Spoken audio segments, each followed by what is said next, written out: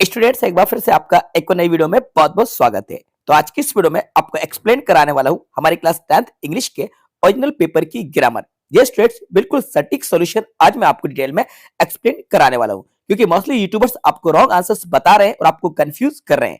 आपको बिल्कुल भी कंफ्यूज होने की और मिसलीड होने की जरूरत नहीं है, क्योंकि मैं आपको 100% करेक्ट आंसर्स आपको प्रोवाइड कराने वाला हूं और साथ में आपको एक्सप्लेन भी कराने वाला हूं कि वो आंसर्स करेक्ट क्यों है। किसी की बातों में आप बिल्कुल नहीं आइए, क्योंकि दो चार वीडियोस को मैंने देखा तो देखकर मुझे पता चला कि ज्यादातर यूट्यूबर्स आपको रॉन्ग आंसर्स बता रहे हैं। मैं ये नहीं कह रहा कि सभी के आंसर्स रॉन्ग है, कुछ आंसर्स आपको रॉन्ग बताए जा रहे हैं, कुछ तो सही बताए जा रहे हैं। क्योंकि मैं खुद इंग्लिश का टीचर हूं, 10 सालों से मैं इंग्लिश सिखा रहा हूं, तो मैं आपको सही और बिल्कुल सटीक आंसर यहाँ पे बता देता हूं कि इसके राइट आंसर क्या है। ये सेट भी आपके सामने है, आपका जो भी सेट हो आप आंसर्स को मैच कर लीजिएगा।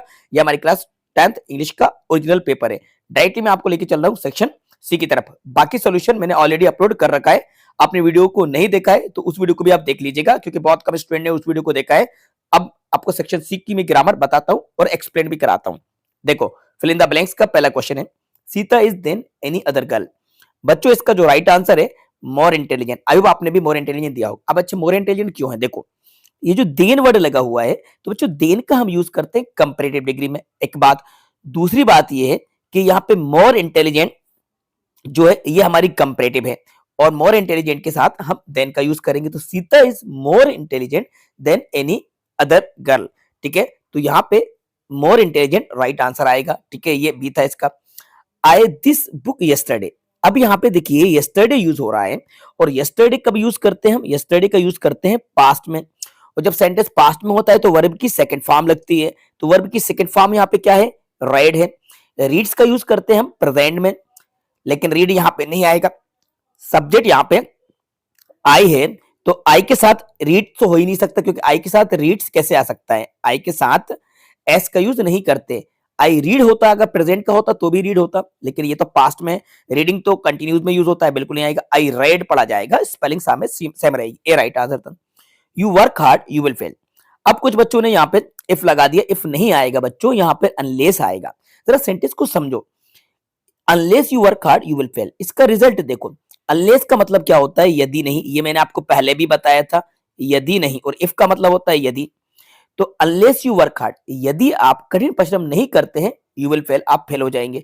अगर आप इफ भर के आ रहे हो तो इसका मतलब क्या निकलेगा? यदि आप कठिन परिश्रम करते हैं तो आप फेल हो जाएंगे। भाई फेल क्यों होंगे? फेल नहीं होंगे। इफ नहीं आएगा, एज लॉन्ग एज तो बिल्कुल नहीं आएगा। अनलेस यहाँ पे राइट आंसर है। ठीक है, your father is seriously ill you go home. कुछ लोग यहाँ पे शुड बता रहे हैं, शुड नहीं आएगा बच्चों, यहाँ पर मस्ट आएगा। जरा सेंटेंस को तो पहचानो। देखो, योर फादर सीरियसली इल, आपके फादर सीरियसली इल हैं। जब सीरियसली इल है तो आपको जाना ही चाहिए। यहाँ पे कोई एडवाइस वाली बात नहीं चल रही है, यहाँ तो कंपल्सन है, ये आपकी फॉरमोस्ट ड्यूटी है। तो your father seriously ill you must go home, यानी कि आपको जाना ही चाहिए और आपको जाना ही पड़ेगा, घर जाना ही पड़ेगा। तो मस्ट यहाँ पे बिल्कुल करेक्ट आंसर है बच्चों। शुड नहीं आएगा। My father is a teacher, retired आएगा, एडजेक्टिव है यहाँ पे, तो ये रिटायर्ड का हम यहाँ पे यूज करेंगे, रिटायर्ड।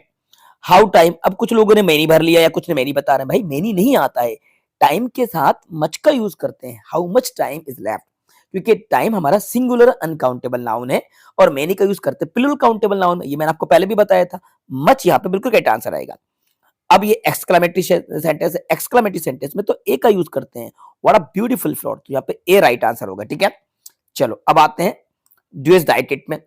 ये डूएस डाइटेड भी मैच कर लीजिए। ठीक है, कई स्टूडेंट्स तो बिल्कुल नहीं बना पा रहे हैं, कुछ स्टूडेंट तो कुछ टीचर नहीं बना पा रहे हैं, ये बता पा रहे हैं। जो टीचर क्या कह सकते हैं, यूट्यूबर हैं, बस व्यूज के चक्कर में वीडियो को अपलोड करने में लग गए और बच्चों को कंफ्यूज कर रहे हैं। इसलिए मैं वीडियो आपको बनाकर सही आंसर बता रहा हूँ। ठीक है, आपने तो कर लिया होगा, लेकिन जो कंफ्यूज हो रहे हैं वो इस वीडियो को देख लो।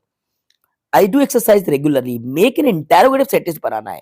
तो इंटेरोगेटिव सेंटेंस बनाओगे तो कैसे बनेगा? देखो, पहले आप यहाँ पे लिखेंगे डू, फिर यहाँ पे लगाएंगे आई, और यहाँ पे डू, क्योंकि ये प्रेजेंट इंडेफिनिट का सेंटेंस है, और प्रेजेंट इंडेफिनिट में हेल्पिंग वर्ब स्टार्टिंग में डू आई डू, फिर क्या आएगा? एक्सरसाइज। भाई आगे के लिए बहुत काम में आएगी ये ग्रामर। आपकी 10th क्लास से खत्म नहीं होती है इंग्लिश, 10th क्लास के बाद तो शुरू होती है। आगे आपको और इंग्लिश पढ़ना है, इसलिए इसको समझ लो। और टीचर हो तो आप भी समझ लो, अगर आप टीचर हो या यूट्यूबर हो तो आप भी समझ लो यहाँ पे राइट आंसर क्या है। डू आई डू एक्सरसाइज, और फिर क्या है? रेगुलरली। तो मैं यहाँ पे राइट करता हूँ रेगुलरली। स्पेलिंग पे ध्यान मत देना, यहाँ पे लिख रहा हूँ इसलिए थोड़ा सा, और लास्ट में क्वेश्चन मार्क लगेगा। Do I do exercise regularly, ये था इसका राइट आंसर। ठीक है, to find error in others is easy.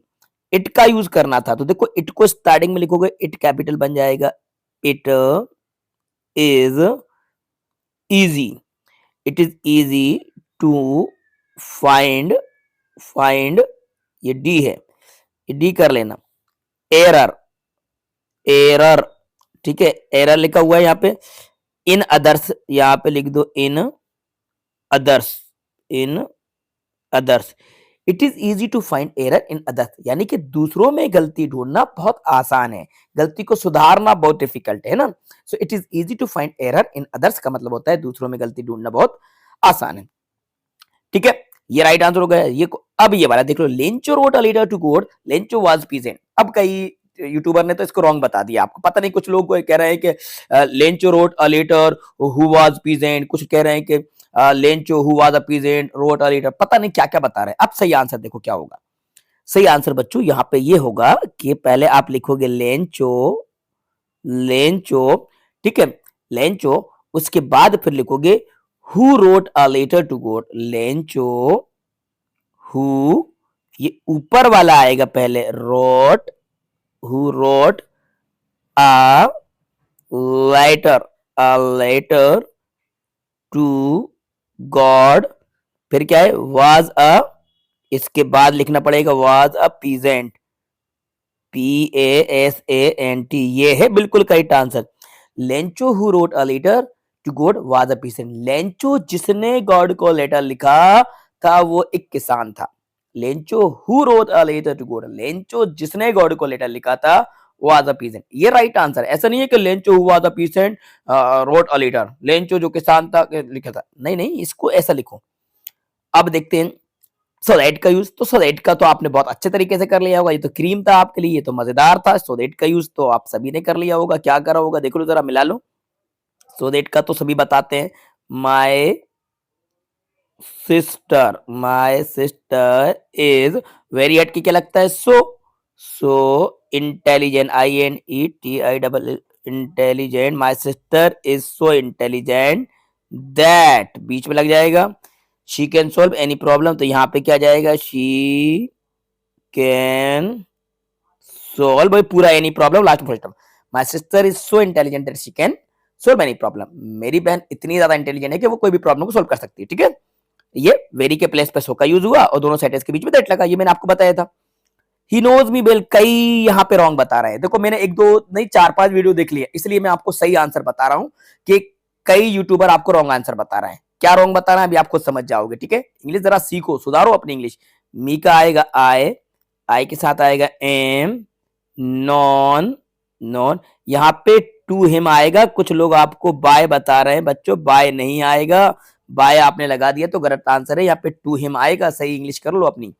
I am known to him, know के साथ टू का यूज करते हैं, ये बाय जो आपको बता रहा है ये गलत बता रहा है, उनसे कहना सुधार लो अपनी इंग्लिश, और ट्रेजर ऑफ नॉलेज को सब्सक्राइब कर लो, हमसे सीख लो English. I am known to him आएगा, यहाँ पे बाय नहीं आएगा, गलत इंग्लिश है बाय। इसका देख लो भाई, ये तो रीअरेंज बन गया होगा, तो क्या बनेगा, पहले एक नंबर पे आएगा सम, दो नंबर पे आएगा गर्ल्स, सम गर्ल्स, तीन नंबर पे आएगा वर, फोर्थ नंबर पे आएगा मेकिंग, फिफ्थ नंबर पे आएगा अ, और सिक्स नंबर पे आएगा नॉइस, नॉइस, सिक्स के बाद सेवन नंबर पे आएगा इन, और एट नंबर पे आएगा द क्लासरूम। तो क्या बनेगा, some girls were making a noise in the classroom, कुछ लड़कियां कक्षा में शोर मचा रही थी, तो सम गर्ल्स वर मेकिंग, फिर इसके बाद चार फिर इसके बाद पांच के बाद नॉइस, फिर सेवन इन द क्लासरूम, ठीक है, ये था। अब इसको देख लो, इसमें क्या करना था, करेक्ट द सेंटेंस करना था, करेक्ट करना है तो भैया ये आर नहीं आएगा, क्योंकि सिंस 2005 है, तो ये प्रेजेंट परफेक्ट का सेंटेंस होता है, तो वी के साथ तो लगता है हैव और been, we have been living in this city since 2005, हम इस शहर में 2005 से रह रहे हैं, वी हैव बीन, वी के साथ आर नहीं आएगा, आर तो कंटिन्यूज में आता है लेकिन कंटिन्यूज नहीं है सेंटेंस में, सिंस 2005 दिया है। ये था करेक्ट आंसर। मैं दावा करता हूं कि 100% हमारे क्वेश्चन के आंसर्स राइट हैं, कोई चैलेंज करता है तो कमेंट्स करके हमें बता दे प्रूफ के साथ, ठीक है। अब ये सही इंग्लिश है और ये सही आपके आंसर से, अब आप मैच करके अपना स्कोर चेक कर लीजिए, अपने आंसर्स को मिला लीजिए कि अब आपके आंसर कितने हैं, झूठी खुशी में मत जाइए और अपने आंसर को मैच करके हमें बताइए कि आपने कितने क्वेश्चन के आंसर दिए। ठीक है, तो आई होप स्टूडेंट्स ये वीडियो आपको पसंद आई होगी और हमारे सभी क्वेश्चंस के आंसर से आप सेटिस्फाइड हुए होंगे। वीडियो को लाइक कीजिएगा, अपने सभी दोस्तों के साथ ज्यादा शेयर कीजिएगा, उन्हें भी बताइए, उनकी भी आंखें खोलिए कि सही आंसर क्या थे। और जो यूट्यूबर्स कमेंट कर रहे हैं या आपको लिए वीडियो बना कर ला रहे हैं उनको भी आप बताइए। ठीक है, तो वीडियो को लाइक करो, शेयर करो, चैनल पर नए तो चैनल को सब्सक्राइब जरूर कर लीजिएगा। Thanks for watching.